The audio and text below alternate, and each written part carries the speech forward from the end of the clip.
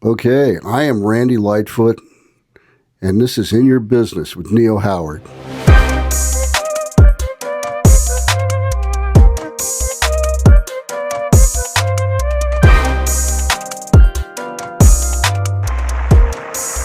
appreciative crowd here at the Cook Convention Center. Randy Lightfoot has just won the Masters Championship.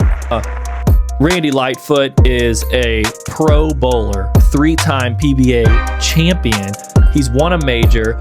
He's won several with his college team, several college titles, and he also held the house record or the world record for a team in bowling. And then shortly after that, his record was beaten by his own team. So that's pretty interesting. Randy, let's talk.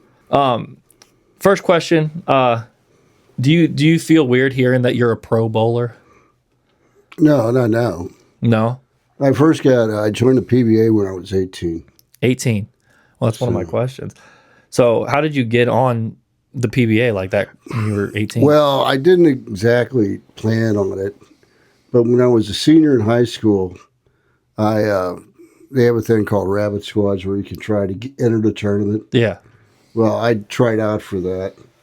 And I entered the tournament. I ended up making the televised final. I finished fifth when I was 18 years old in 1976. So that was the start. Wow. So you just went on, did really good. What was your average for that? Oh, 228, 226. And 226 is like averaging like 260 nowadays, right? Because, I don't know. That was a pretty nice shot. Yeah. It wasn't the hardest pattern even back then. Yeah, but you got fifth place. So you were number 5. What seed were you when you went to the finals? I was fifth. And then you got beat by someone else? Tim Harahan, guy from California. Gotcha. But after that, I bet you got a lot of like people saying like, wow, this kid's awesome. Got a lot of people telling me I should go out on tour. I don't know if I should thank those people or slap them. I can't tell. Yeah. So that was my first question, like age of tour. Did you ever, so you lived next to the bowling alley growing up and you got the bowl for free? Yeah.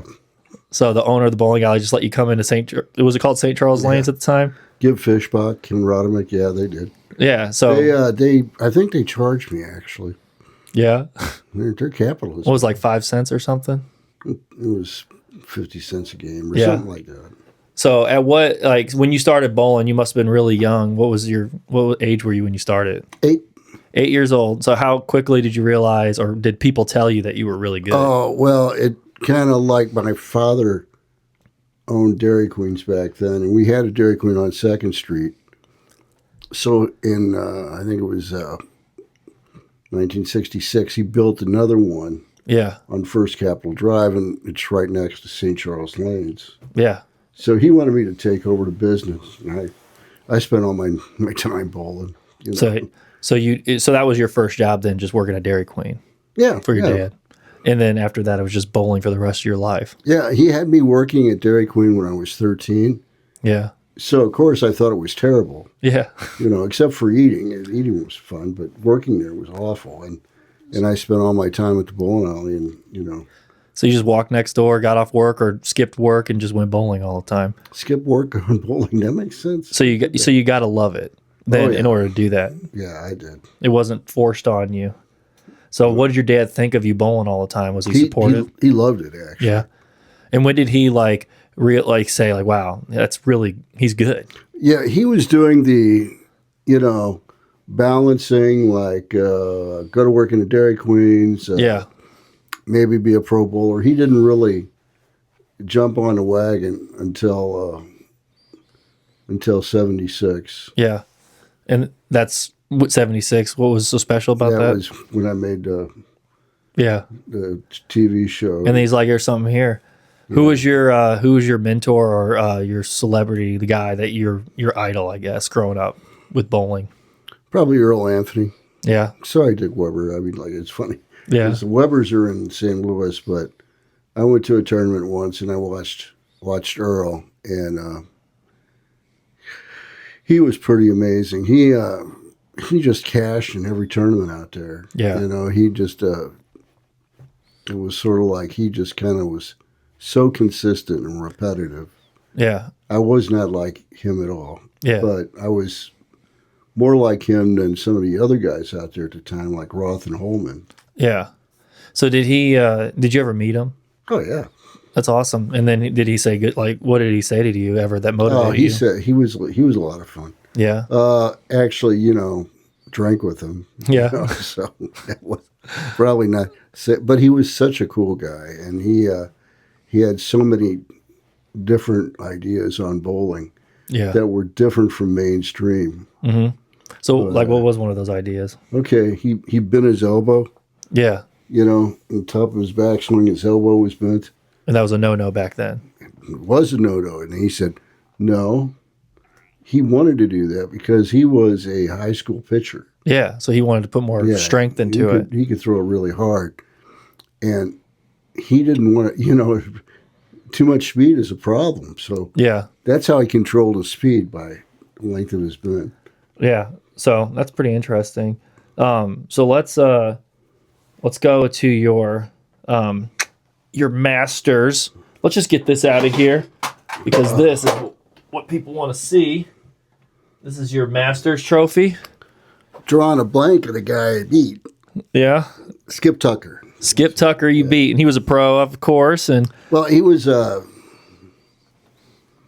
don't want to be rude to Skip, but he was kind of a one-time wonder. yeah. Yeah.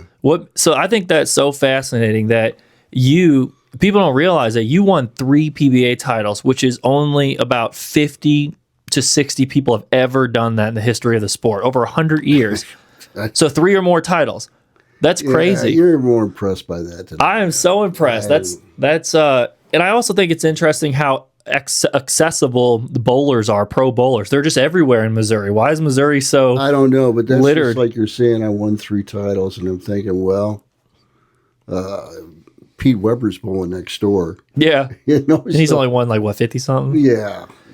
It's like I don't try to. But it's not far off. Getting 1 title, that's whatever. People have done that, but getting to 2, then 3, and then one of those being a major, that's a big deal.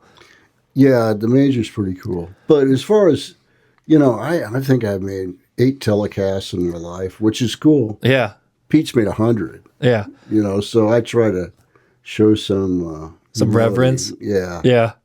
Well, yeah, Pete Weber's known as the greatest of all time in a lot of people's heads. A lot So. of people's, yeah. Yeah, well, that's pretty awesome that you're still humble. I find it so cool, and that I even get to talk to you. So, what was it like when you won this? Was it an intense battle back and forth? Oh, yeah. So it was close game. And were you guys both going for your first major?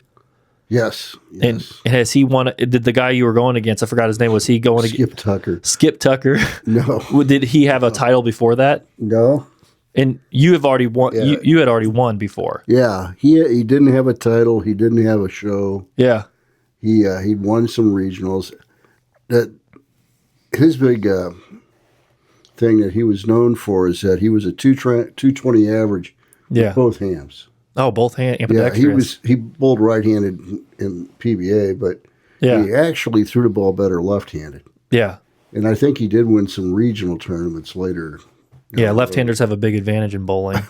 So See, don't say that in front of a left-hander. I won't say it in front of lefty. But so you got this trophy, you got awarded it. Did you what was the feeling like when you won a major? It was kind of weird because back at the time, this was a double elimination match play tournament. Yeah. And the guys on tour didn't really love that format. The summer tour was starting in like 10 days. Yeah. And that's on in Oregon, I think that year it was starting. And this tournament's in Memphis. Yeah. So even though this tournament filled up, it had 550 bowlers in it. But 550 bowlers. And what did you have to do to get to be one of those 550? let's see. You bowled, back then you bowled 2 4-game blocks. Okay. And after that, you bowled double elimination match play, and we bowled 3 games back in the day. I think they bowl 4 now. Yeah. And Yeah, you just kind of ride that till nobody's left. That's what elimination match play is. Yeah, then it Double goes. elimination. Yeah, it's like you end up bowling forever if you lose a match. Yeah, But I didn't. I won 5 in a row before I lost to yeah. What seed did you remain? Were you top of the lineup the whole Second. time? Second seed, yeah. so you didn't have to bowl the first I two lost. games. I lost to Skip Oh, already. on a Friday night.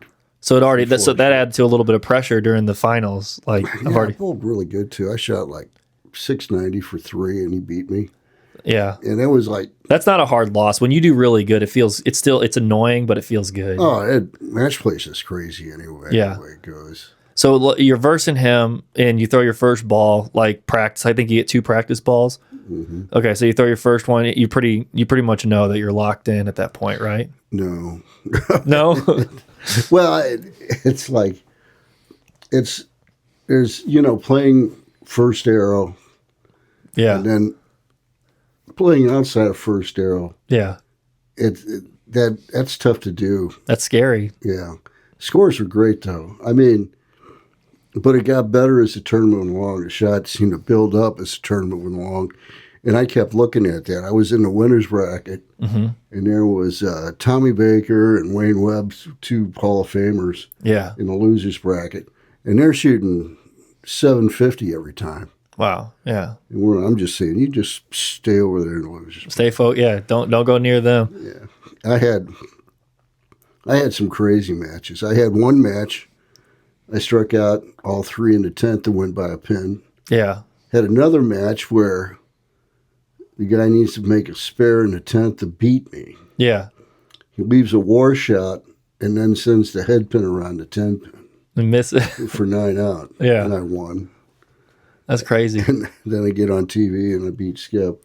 Yeah. And he left a solid 7 in the 9th. Was he mad, or was he pretty cordial? He was disappointed. He threw the ball pretty good to leave a solid 7. He was on a strike. He left a solid 7.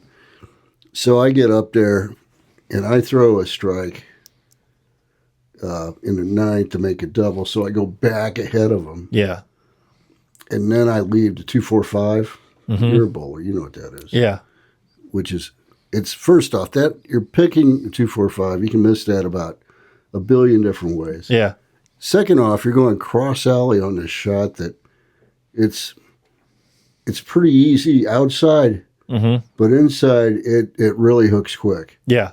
really quick. So I had to pick that, and am I trying to throw straight at it with the spare ball? Am I going to hook at it? Yeah. And I said, let's hook at it. And I barely picked it. Yeah. Did the crowd go wild? No, because it wasn't over. It was Skip still.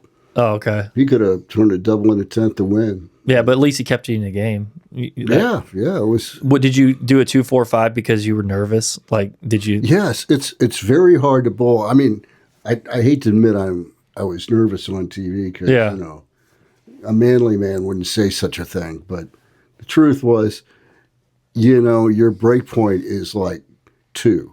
Yeah. So you're aiming at 2. So you know what's 2 inches outside of that, right? 4. No, it's a gutter ball. Oh, a gutter ball. Yeah. Yeah, To the right. Yeah. Yeah, it's failure and disdain and Yeah. ridicule. So did you go too far left? I guess so, just because you were scared to go too. Actually not. Hit your mark. I hit what I was looking at, but I squeezed it off. I didn't catch it. Yeah. So it just kind of. What do you mean you squeezed it off? You held onto the ball tighter? Yeah. Yeah. And it just made it hook more? You're two-handers. You don't even know how to do that. Yeah, I'm not a two-hander. I'm a no-thumber. Thumber. Even no-thumbers don't know.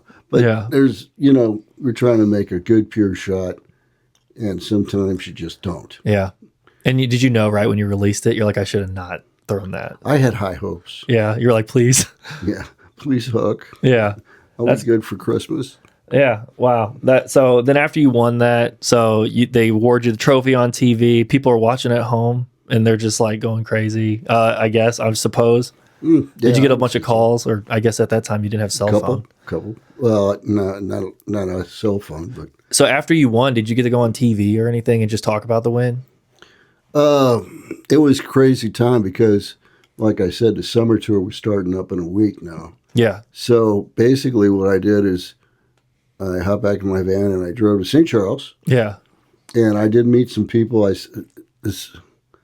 There was somebody I forgot where we went. We had to change spark plugs, so we're Yeah. AutoZone or something like that. And she says, "Oh, I saw you on TV." Yeah. And I'm like, she was cute, but I didn't have time. Yeah. Had to go get ready, pack, wash my clothes, go back out and go to the West Coast. Yeah. It was a fun time. It was a fun time. Did you make any like TV shows? Like after that, did they like want you to interview you, like talk shows or anything?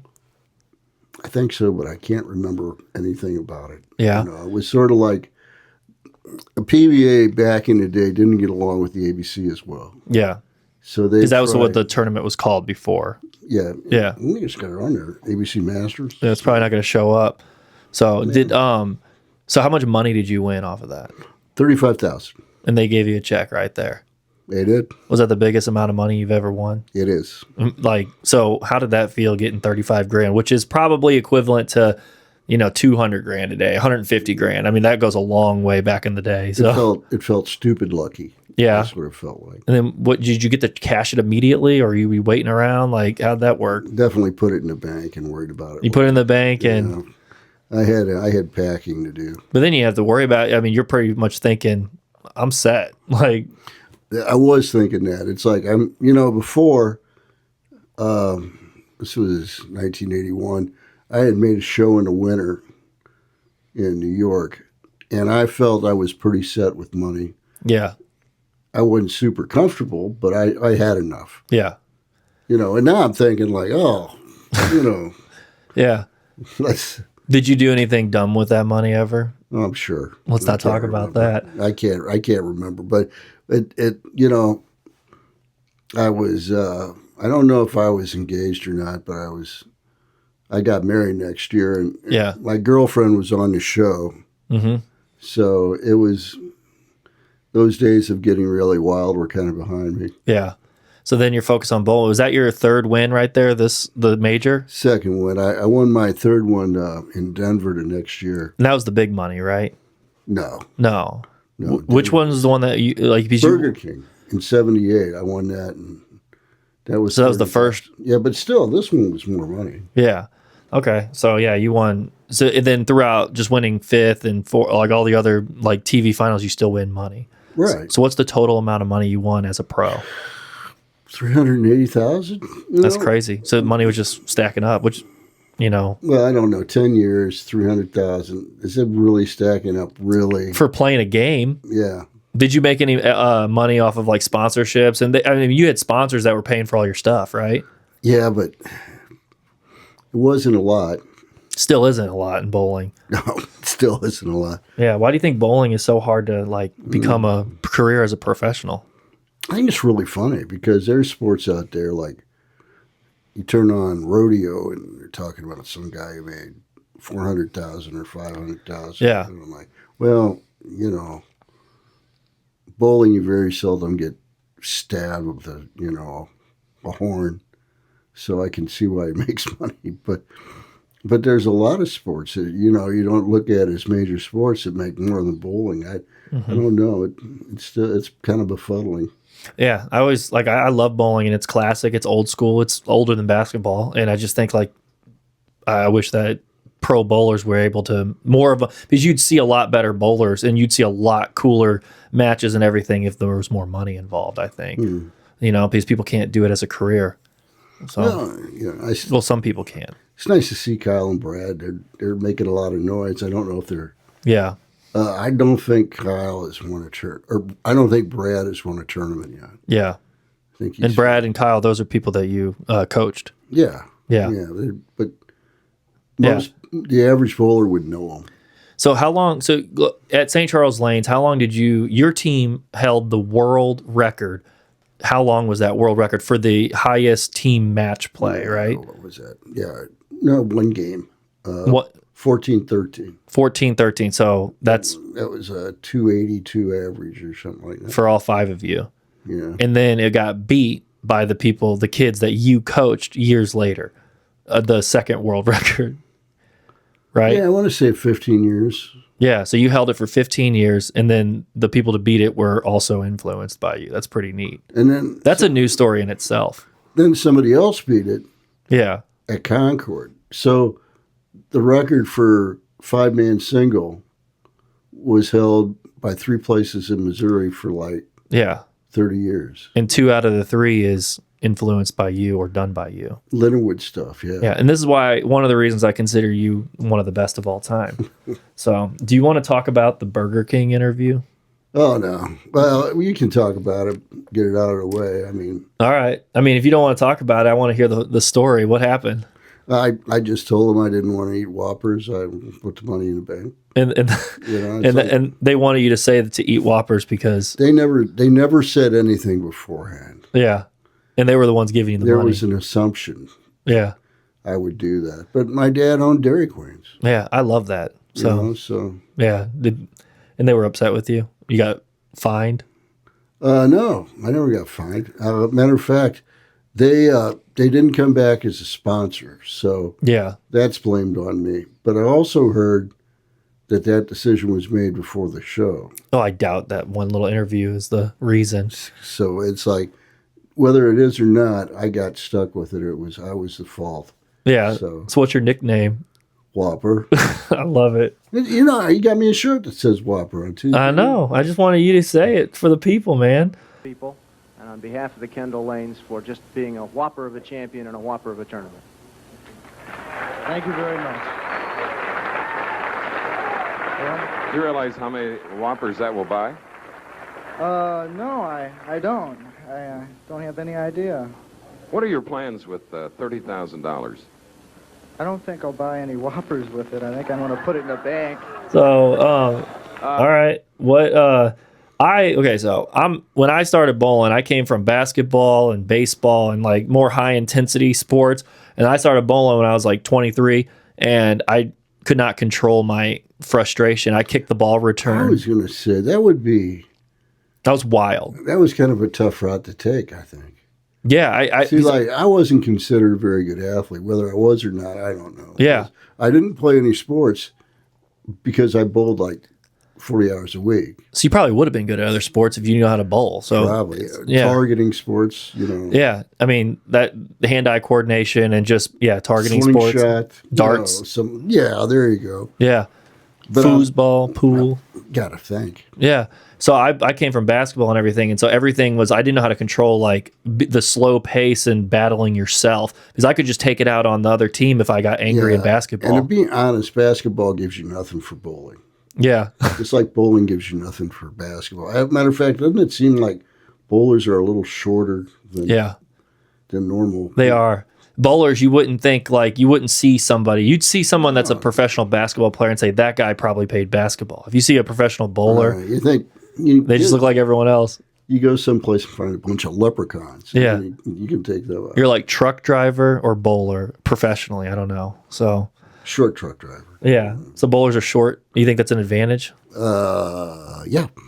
You're not short. You're like what, 5'10"? 5'9". Yeah.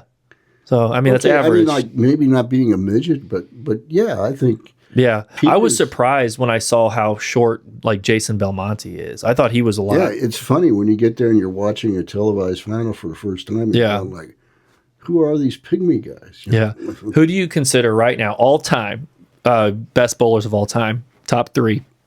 Oh, Coming from a pro bowler yourself, so this is going to actually have a lot of weight. I don't care what people that have never won a title say.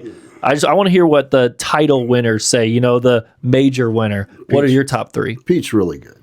Pete's really good. Yeah, he's really good. And is he a nice guy in person? He is. Yeah. Because you're friends with him, kind of, right? Yeah. That's cool. You bowled with him on teams and everything. Bowl with him on against him on TV. Yeah. Oh, is he hard to win against? He's real hard to win against. So he's a. Yeah, he's great. So what makes Pete Weber such a winner? I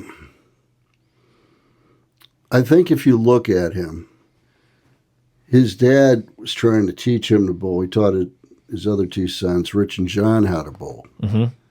And Pete was kind of like, forget you, I'm going to be like Mark Roth. Yeah.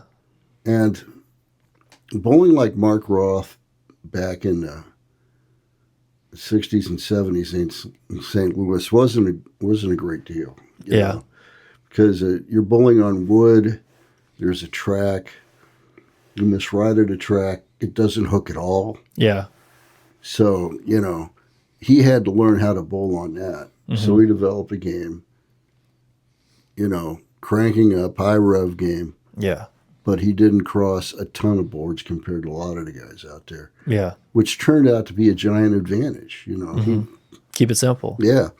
Then he ran into a problem in the early 90s with resin and balls like that when they came out.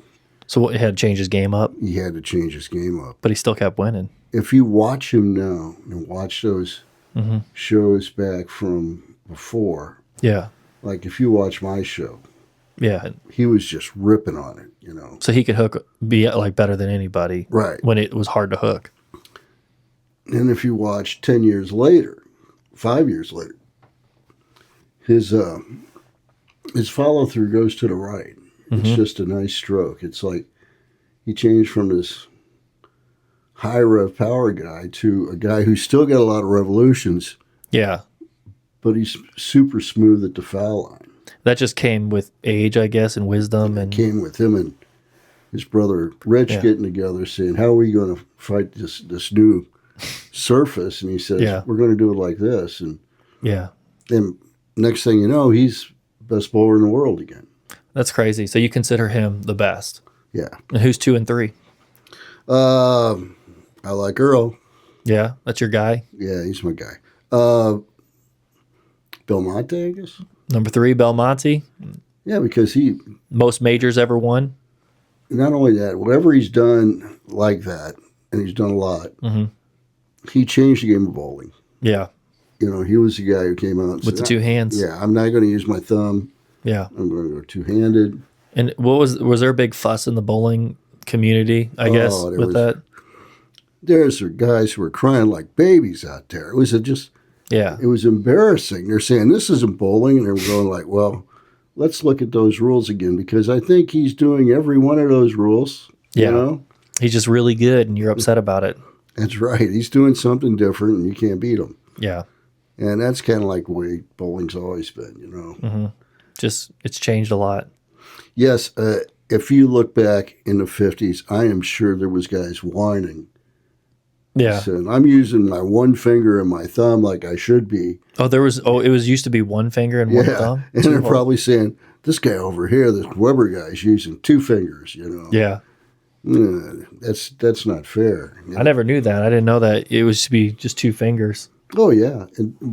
It's a game that's evolved over time, and it's kind of fun to think about it. And just like Belmonte's fun to think about. It's fun to watch him bowl. And that's what is important too. It's fun to watch. And he also wins. I think if he was in the United States full time, he would win. He would probably already have won 10 more titles. But if he had a chance to live in Australia, it kind of be fun, Yeah. Yeah.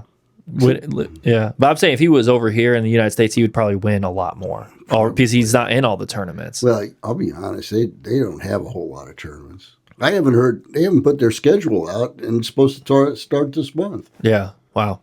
Yeah, I don't know what they're doing. Yeah. Someone needs to go and fix that. So that's the one thing about me in the 80s.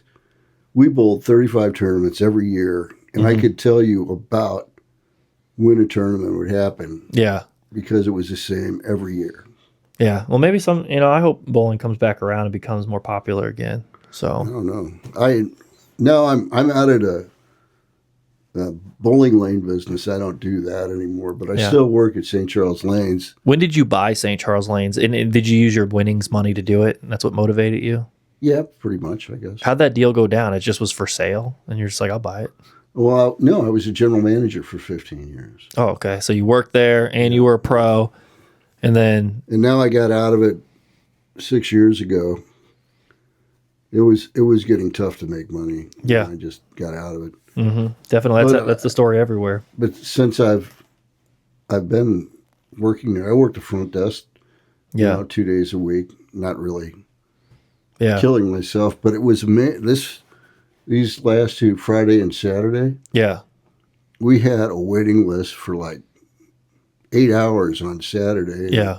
probably 4 or 5 hours on Sunday. That's So good.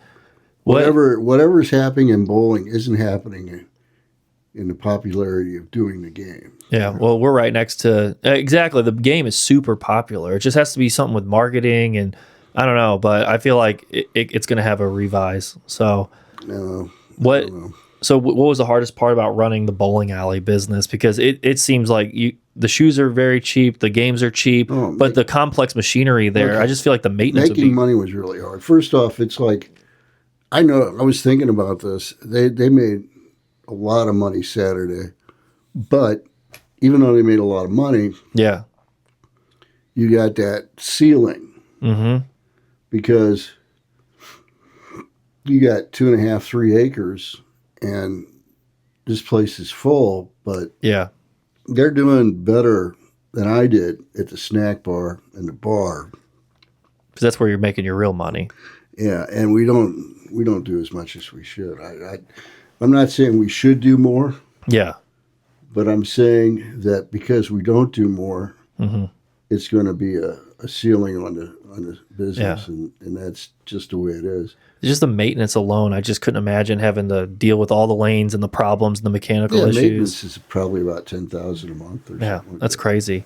So yeah, that's making money in the bowling bit. That's why the arcade brings you extra money. Anywhere you could put, maybe because I own my business and I just think about it from a business perspective, I'd be like, you don't want to be too gimmicky and Well, put too much that's in what- there. These guys, the guys that took over after me, they put a lot of money into it, and I think that's something I didn't realize as much is that Yeah, you got to put the money into the place, whether it's making money or not, yeah.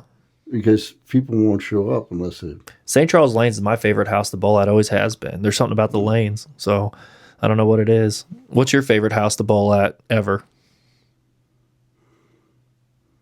Well, I kind of like the place I won the Masters, Yeah. Well, yeah. You. but it's when you win the Masters, it's usually during the OC championships. Mhm. So they build the bowling alley in a convention center. Wow. Yeah. You bowl for 4 months, and then they tear it down. So you really enjoyed it, but then it's gone. Yeah, it's gone. Yeah. Cool. All right. So I want you. So you got a young person, really good at bowling. What's your advice for them on how to pursue it as a career? Go play golf. Go play golf. That's where you're gonna make your money. No, okay. First off, as a coach, it's sort of like I kind of got this disdain for other coaches, and me too. Yeah. I'm not saying I'm better. I'm just saying I realize our deficiencies. It's like I tell my kids if I'm thinking about it, I tell them that bowling is a recipe. Your game is a recipe, and you're the cook. Yeah. Don't let somebody talk you into something that you don't want to do. And nowadays we have video, Mm-hmm. we have people watching us, we have, radar guns. Yeah. There's so many things you can get feedback to your game. Mm-hmm. Listen to all of them. Listen. Go ahead and listen to other coaches, but don't make them. It's Change your game up. Right. That was kind of the problem. It wasn't a problem actually because I didn't think it. So it's like if I was the coach for Lindenwood, I'd say, let's work on this. Mm-hmm. And he would do it or he wouldn't do it. Yeah. And if he didn't want to do it and he was bowling pretty good, okay, Yeah. Can't argue with that. right. This is your recipe. Yeah. So, I told him, I told a couple kids this. I said, your game is your game, and you do what you want. Of course, my job is to make the roster Yeah. and make the lineup. Yeah. So, before you tell me that a guy with 40 years experience in the business Yeah. that I'm wrong, just think about how much you want to bowl in college. Yeah. That's something I always known about you is that you low key know so much, and it's hard to like pull that amazing knowledge out because you clearly are a winner. So like for instance, if you're doing a lineup, what's the we talk all the time in league and everything, but who should be first? Who should be anchor? What does it matter? I got to the point I never really ended up trying to do this, but if you're bowling a lineup with the standard 5 men, everybody bowls one complete game. Yeah. I would move a lot of, we're doing that for the first day of the tournament. So you can't lose the tournament. Yeah. And there's no bonus pins for winning. Yeah. So you might bowl with a good team, but you're just kind of bowling with them. You're not competing just against them. So I didn't like the fact that an anchor guy, he'll bowl the 9th frame, and then he'll come up in the 10th frame. Well, what has happened in the 10th frame is, guys have bowled 2 or 3 shots. Yeah. So the lane is going to break down more in the 10th, an unusual amount more. Because everyone's bowling 3 ahead of them. So you kind of let's put your best 2 players first and second, maybe third. Keep the energy. Right. If they're striking, you want them to strike more. You know? That's good. And then they'll start it off, and then there's no need as much to get those strikes in the final, especially when it's harder. Yeah, and then you bowl in this Baker the next day, which is one guy bowls in the 1st frame, in the 6th frame, the second guy bowls in the 2nd frame, in the 7th frame. Well, I didn't really think that much about it when I first came into coaching. Yeah. And then I realized there's teams we beat by 500 pins on Saturday. But on Sunday, they would make a pretty good charge because they would have, if you put your 2 best bowlers, say 4th and 5th, you get a lot more buck for your bang or bang for your buck. Doesn't sound like a good bowling way to say that. You get a lot more bang for your buck. They're bucking. But you think about it, you got 2 guys, say they throw 6 strikes because your anchor guy bowls, a couple shots. Yeah. So there's really only 4 frames, 8 frames. Got me thinking about it. 6 frames, neither. Yeah.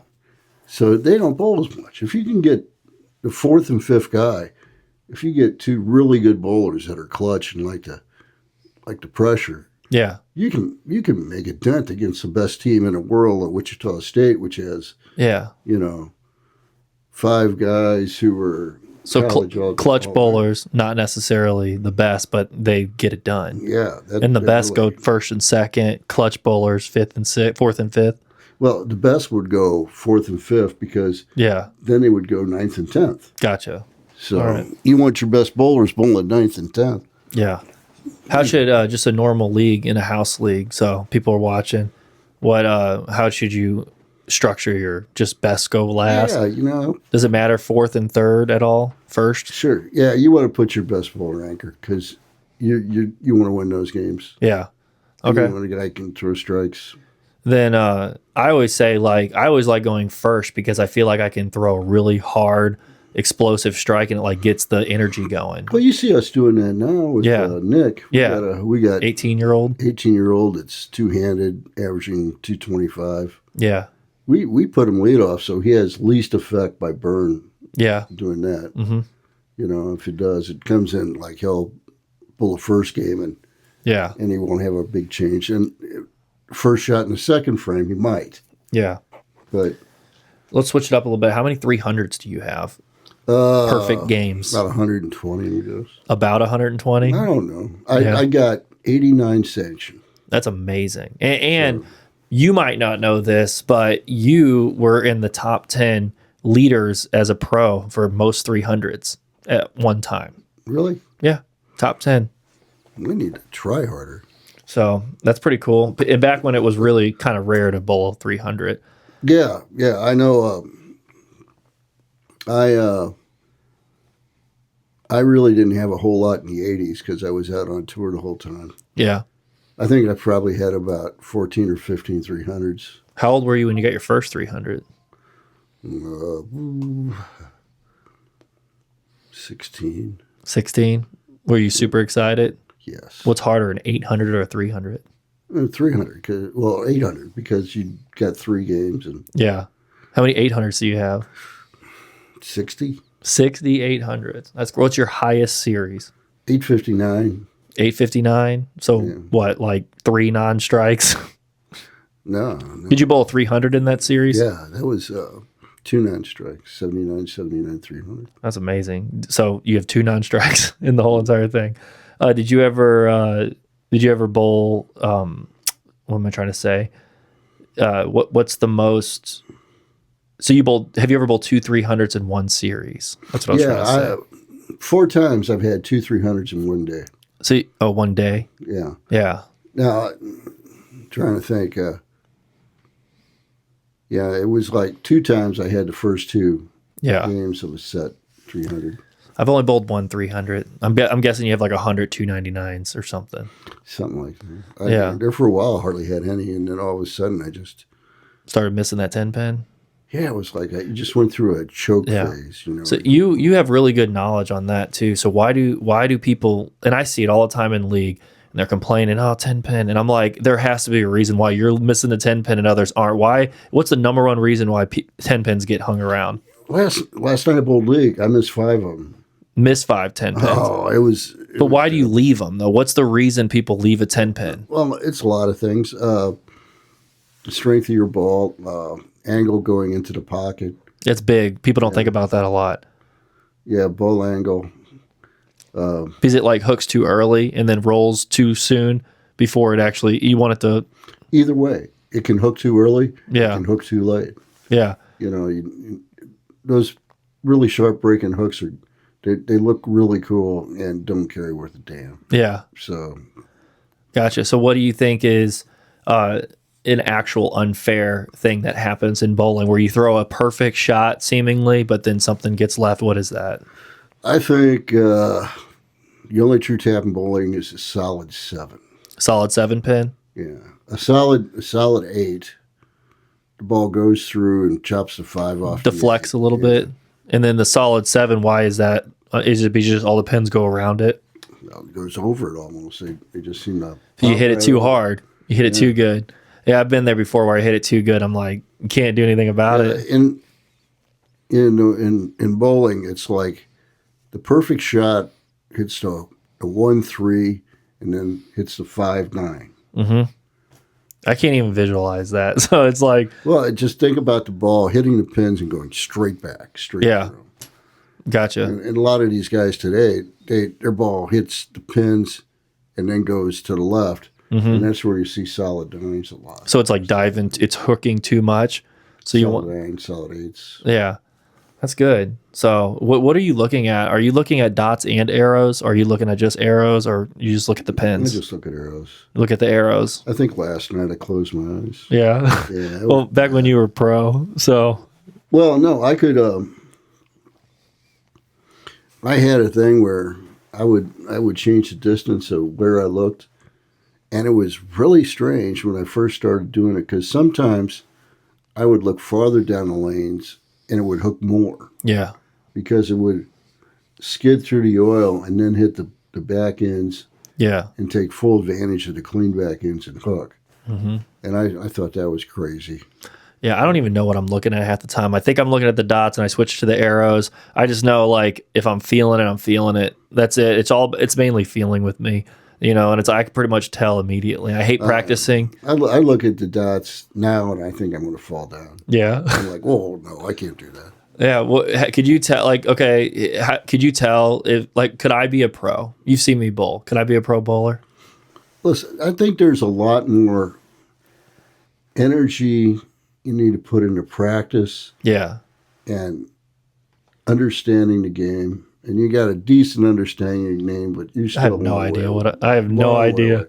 Yeah. So physical talent, it's just like you said, you play a lot of sports well, but yeah. I don't know if that helps you bowl. Yeah. You know, good athletes will be good bowlers, but yeah, won't be great bowlers. Yeah, I bowled 300. You were there for my 300. Yeah, it was awesome. So I've never been for one of your 300s. Really? No. Sorry. When was the last time you bowled a 300? God, it was back in the teens. Yeah. I want to shoot 300 really bad so I can say I have 300s in 6 straight decades. Yeah. Oh, yeah. You got to get one I soon. have 5 straight decades. Well, I had front 9 a month ago, and I thought, hey, maybe this is it. But Yeah. I think you'll get it again. I might have been there then because I grew up going with my dad to leagues and just hanging out with your daughter in the offices and stuff and running around the bowling alley. So I've watched you my whole life. So yeah, I'm bowling with her. She's beating me. yeah, she's better than you. I don't know if she's better than me. Yeah. But she's beating me. It's tough. Now it's Yeah. 68. I had this weird thing that happened to me. I call it a stroke because trying to explain it is too hard. So Yeah. let's say 2 years ago I had a stroke. And then, I'm just not 100% or... Yeah. I could tell you you got the game though. There's just something about like when you need a shot, you make the shot, and you also know like what to be frustrated at. You understand what you did wrong, and it's like you just understand the game so well. And it's like I see a lot of people, they like complain about something and it's just nonsense. It's like when you understand it, it's like you just kind of it's different. So like what you need to do. You know exactly what the score is all the time, and you play like I'm just messing around or whatever, but you're a gamer. I could tell that you care. Yeah, it's hard to get beat by guys that you're like, you have no idea how good I am. So say like Eddie Bird last week shot 300. And Yeah. I'm like, well, he's pretty good. yeah, And that's, you kind of look at guys like that. Then there's guys that, like we got beat by a team last night that was, I kind of think I should be better than them, but Yeah. I'm not. so that's what I mean. Like it's just so like in you, They had one guy, the second game he had the front 8. They had the other guy had the front 8 in the third game. I mean, like they were just... Yeah. So much easier to get a strike nowadays though. Yeah, I guess. Yeah. That's not easier for me. Have you ever picked a 7-10 split?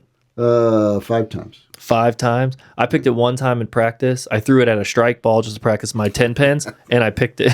No, you got 2. Yeah, I was super happy. Didn't touch any other pins. It hit back and came back up and hit the 7. I've seen guys. I room with a guy who picked 5 7-10s in one season. Have you ever picked it on tour, the 7-10? Yes, No, that's wild. a couple of times. Yeah. So you picked 5 total. Yeah. That's how rare it is. No, I'm saying, I picked 5 total, but he picked 5 in one season. So he must have thrown the ball 30 miles an hour. He does. Bob Hanley, he threw it very hard. So there's so much deflection when you use like an 8-pound ball. Is there a regulation? Can I can I throw an 8-pound ball at my 10s and my 7-10s? Yeah. So couldn't that just be in my bag all the time? Throw a super light ball at 7-10s and you'll get way more. Why don't pros do that? I don't think it would work. Now there's a lot. I've read a book where Because you could throw that like 40 miles an hour at 10-pound they were talking ball. about if you can, like I'm dropping down to a 14 from a 15 Yeah. because if I gain enough speed, that will overcome the weight that I lost. Yeah. But dropping down to 8 pounds, I don't know. Just for 7-10 splits when they happen. I just feel like that would be something like you're not going to pick it. So you might as well throw it 40 miles an hour and see how much deflection you get. I know it would be tough to do if you bowled in tournaments and leagues. You might throw your game off or something. It would throw your timing off. It would be like you're trying to have 2 different timings. Yeah, I guess that makes sense. It's like if you ever bowled duck pin. I want to bowl duck pin, and I wanted to bowl candle pin too. Well, your first game at duck pin is going to be crazy bad because everything's going to go left. Yeah. Because you're used to like a 15-pound ball. And those are like 4-pound balls or something, 3 pounds. You're throwing that and you're trying to throw it hard. I think I would lock in pretty quick. Well, I don't know, maybe. Yeah. What about candle? It's called candle pin bowling. You ever done that? Same ball. Same ball, but in the same rules, you get 3 throws at it to get a second chance at a spare. You get what do they call it? Dead weight? No, dead something. And then they don't rack. They just leave the pins onto the... Right. In duck pin, they do rack. Dead. What is dead? I can't think of the name of that. I don't know. But it's like, you can strike, spare, or you can get 10. Yeah. Who's the like hardest thrower you ever seen when you watch him? You're like, dang, that's That kid from Finland. Jesper? No, not the pro. Yeah, he's a pro. It's not Jasper. Jesper Svensson, Yeah, it's two-hander. Two-hander, but he's a left-handed two-hander. Yeah, I think it's This Svensson. guy's a right-handed two-hander, Oh, okay, and he throws 35 miles an hour, really? With like what 550 revs? something like that. So that looks crazy. Looks fun to watch. Yeah, Brian Valena, a kid that bowled at Leonardwood, yeah. he threw it over 30 miles an hour. Wow. I could not even. That's crazy. He did it. And he's probably like 150 pounds too. He's He probably did it- skinny. He picked spares one-handed for a while, Yeah. and his thumb got stuck on a ball and went Through the straight through the seal. yeah. It went in one tile and came out another tile 6 feet down the lane. Yeah. And what was your reaction? Like, come on. I thought it was cool, actually. Yeah. I mean, like you gotta pretend to be angry at all. he hurt his thumb, Yeah. and it didn't affect his game Yeah. bowling wise, but he quit throwing spares using his thumb after that. Yeah.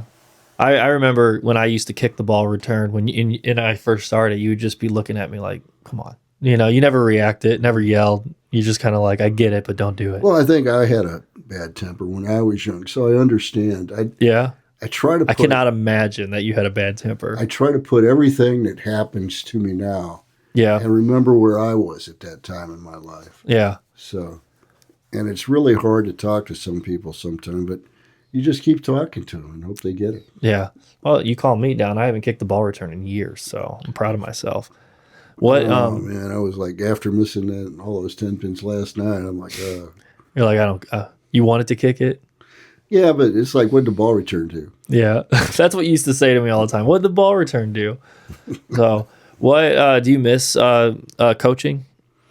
I don't know. I mean, I don't miss the traveling. Yeah. Didn't really. I think back. I enjoyed coaching, but I miss spending a lot of time with my daughter. Yeah. Because we're gone every weekend bowling, and Yeah. it's time I could have spent with her. So Awesome. Is there anything else you want to say? nope, that's it. Cool. Well, I appreciate you being on, man. Thank you so much. Awesome. All right. Glad we didn't talk about that.